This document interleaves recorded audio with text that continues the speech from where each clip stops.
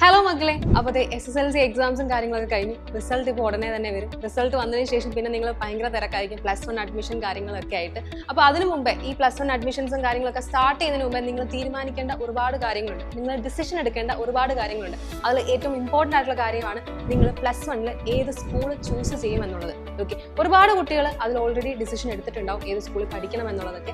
പക്ഷെ പലരും, ഇപ്പം മിസ് ഉൾപ്പെടെ നമ്മൾ പലരും ഒരുപാട് ക്രൈറ്റീരിയാസും കാര്യങ്ങളൊക്കെ വെച്ചിട്ടായിരിക്കും ഇങ്ങനെ ചെയ്യുന്നത്. അതായത് ഇപ്പം എന്താ പറയുക, എൻ്റെ ഫ്രണ്ട്സ് ഈ സ്കൂളിലാണ് പഠിക്കുന്നത്, അതുകൊണ്ട് ഞാനും ആ സ്കൂളിൽ പോകും. അല്ലെങ്കിൽ എന്താ 10ാം ക്ലാസ് വരെ ഈ സ്കൂളിലാണ് പഠിച്ചത്, ഇനി വേറൊരു സ്കൂൾ നമുക്ക് മാറ്റി പിടിക്കാം എന്ന് തീരുമാനിക്കും. അതുപോലെ തന്നെ എന്താ 10ാം ക്ലാസ് വരെ ഞാൻ ഈ സ്കൂളിലാണ് പഠിച്ചത്, ഞാൻ കുറച്ച് കംഫർട്ടബിൾ ആയി ഇവിടെ, അതുകൊണ്ട് ഞാൻ ഇവിടെ തന്നെ പഠിക്കാം.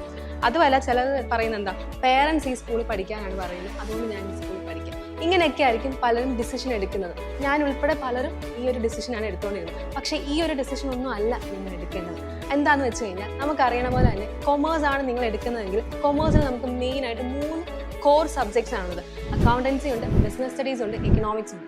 അതുകൂടാതെ ഇംഗ്ലീഷും ഉണ്ട്, അതുപോലെ സെക്കൻഡ് ലാംഗ്വേജും ഉണ്ട്. ഓക്കെ, ഇത്രയുമാണ് നിങ്ങളുടെ മെയിൻ ആയിട്ടുള്ള 5 സബ്ജക്ട്സ്. ഇത് കൂടാതെ നിങ്ങൾക്ക് ഒരു ഓപ്ഷണൽ സബ്ജക്റ്റ് ഉണ്ട്. ഓക്കെ, അതായത് നിങ്ങൾക്ക് 4 ഓപ്ഷണൽ സബ്ജക്ട്സ് ആണുള്ളത്. അതിൽ ഏതെങ്കിലും ഒന്ന് ചൂസ് ചെയ്താൽ മതിയായിരിക്കും. അതിൽ 4 ഫസ്റ്റ് വൺ ആണ് മാത്സ്, പിന്നെ വരുന്നതാണ് സ്റ്റാറ്റിസ്റ്റിക്സ്, പിന്നെ വരുന്നതാണ് computer application, and 4th one ആണ് നമ്മുടെ പൊളിറ്റിക്കൽ സയൻസ് എന്ന് പറയുന്നത്. എല്ലാ സ്കൂളിലും ഈ ഓപ്ഷൻ പേപ്പേഴ്സ് എല്ലാം ഉണ്ടാവണമെന്ന് നിർബന്ധമില്ല.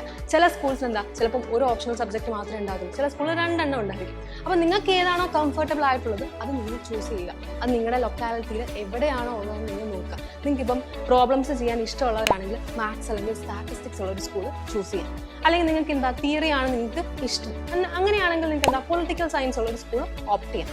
അതുമല്ല, നിങ്ങൾക്ക് എന്താണ്, നിങ്ങൾക്ക് പ്രോഗ്രാമിങ്സും അതേപോലെ ലാംഗ്വേജസും HTML C++ അങ്ങനെയുള്ള ഒക്കെയാണ് ഇഷ്ടമെങ്കിൽ നിങ്ങൾക്ക് കമ്പ്യൂട്ടർ ആപ്ലിക്കേഷൻ ചൂസ് ചെയ്യാം. അപ്പം അത് നോക്കിയിട്ട് നിങ്ങൾ ഈ ഓപ്ഷണൽ പേപ്പറിൽ നിങ്ങൾക്ക് ഏതാണോ കംഫർട്ടബിൾ ആയിട്ടുള്ളത് അത് നോക്കിയിട്ട് വേണം നിങ്ങൾ നിങ്ങളുടെ സ്കൂൾ ചൂസ് ചെയ്യാൻ.